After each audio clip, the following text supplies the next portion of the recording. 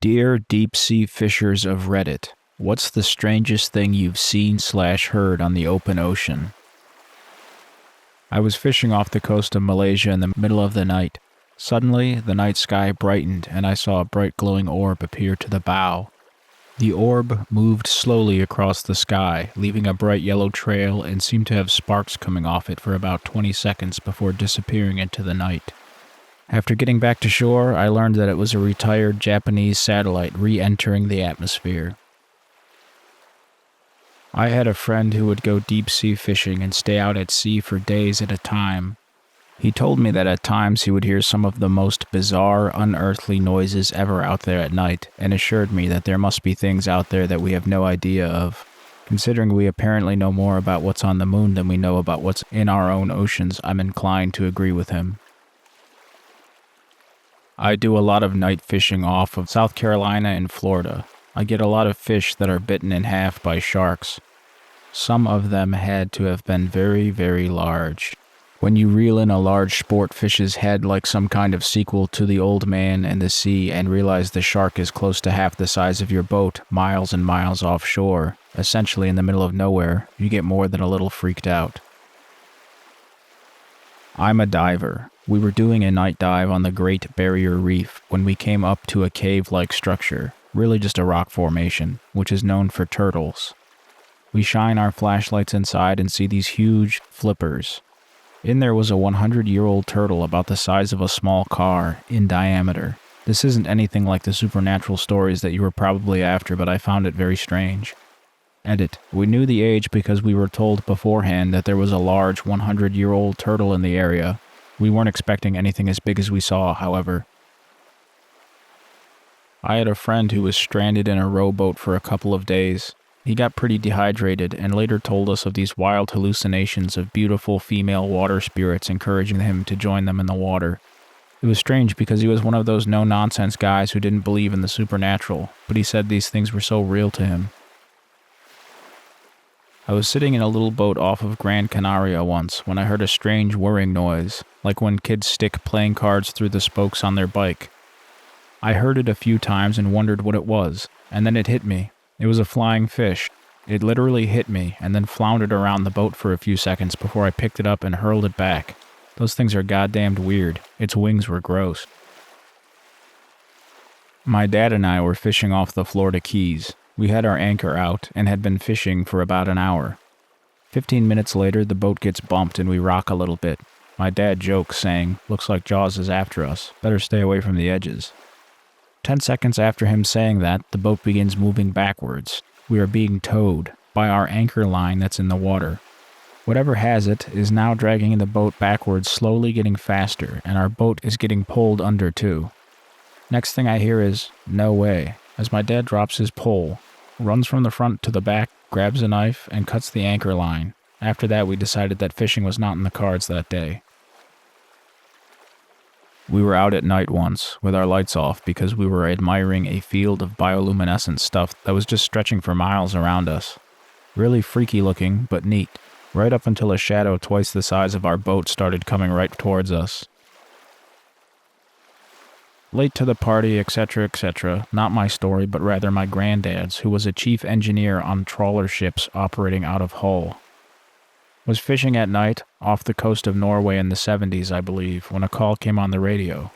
Worth noting, it was an open secret all the radio operators on the trawlers worked for the government and also had sonar equipment to listen for USSR subs, to evacuate a 100 or mile so area, and if the trawlers could not get their nets up in time to GTFO, then they should just cut them free, which is a very expensive thing to do when you have dozens of miles of nets out in the water. On the way out, my granddad's trawler and other trawlers in the area saw a massive white flash on the horizon. After returning to Hull, it was discovered a ship called the Gaul had never returned and had lost all radio contact around time of this flash. Fast forward 20 or so years later, and the wreckage of the Gaul was discovered and officially sank because of a waste flow pipe being overwhelmed by a massive wave that flooded the lower compartments of the ship and sent her to the bottom. Rather interestingly, there was no human remains found on or near the ship, nor any equipment, food, bedding, etc., and all the windows had been blown outwards, along with a hole about 3 meters across through the middle of the ship, with all the metalwork being twisted upwards towards the sky. My granddad always insisted, up to his death, that the sea that night was still as a pond, and that his radio operator was fairly sure the GTFO warning came from the Gaul. As well, around the time of the Gaul's sinking, 16 unknown graves were created and filled in Murmansk, Russia. Another one of his favorite stories was that one day the engine for hauling in the nets was redlining and came very close to exploding, so had to be shut off as they assumed the nets had got stuck on the bottom. A few minutes later, a Soviet sub surfaced behind them with a net stuck to the periscope, complete with a bunch of very pissed-off Soviet sailors armed with guns who unhooked the nets and disappeared back under the water. It was a known tactic that Soviet subs tried to sit under the trawlers and use them as cover to get out into the Atlantic, hence a lot of the ships have government-paid radio operators on board. Not deep sea, but still ocean, night and creatures. 1985, nighttime, full moon, off a popular fishing spot called East Point in Darwin, Northern Territory, Australia. My sister and I are in a decent-sized canoe and have paddled out about 2 kilometers or so. I'm an idiot trying to half scare her and be brave at the same time. Something bumps the bottom of the boat, a gradual, slow rasp. Hair's all up, shitting bricks. Over the side, all we can see is a massive shadow, like one side to the other of the canoe. Fins come out of the water either side of the canoe. Panic and paddling ensues. My sis is screaming. I can't. I'm the big bro, but my ass was tightly clenched, and I was white with fear. We made it back to shore unscathed and found out it was a manta ray. Another time, a mate and I swam to a sandbar, which took us a good 10 minutes to swim to directly out from the beach. We stayed there until the water started coming over our thighs and then bailed back towards land. A minute into the swim back and we spot a decent-sized remora swimming near us. All I could think of was how big is the shark/crocodile/Godzilla it had detached from.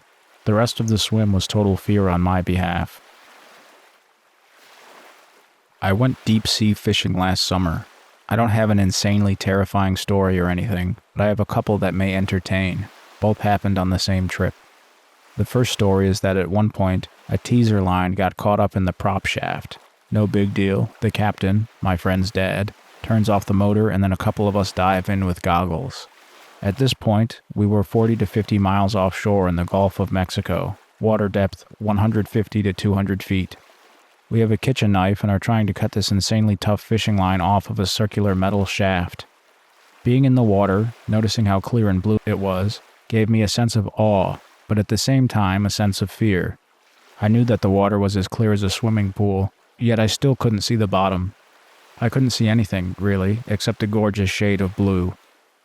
After a bit, my other buddy wanted to help out with the tangled mess, so I got out and gave him my goggles. While down there, the 2 guys noticed that one of these guys was swimming beneath. For y'all who don't know, those remoras look like this on the other side, so getting sucked on by one is inadvisable. Basically, the remora began to swim at my friends, so they just got the hell out of there, and the line was already well enough taken care of anyway.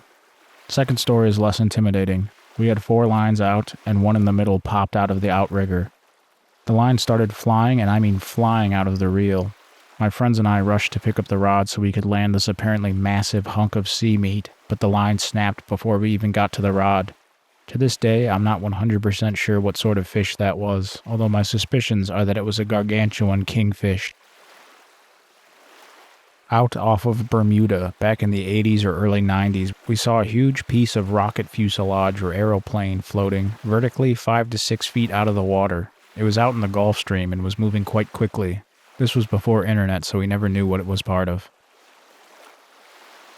We were deep-sea fishing out in a thick fog one morning. Couldn't see more than 10 to 15 feet out from the boat.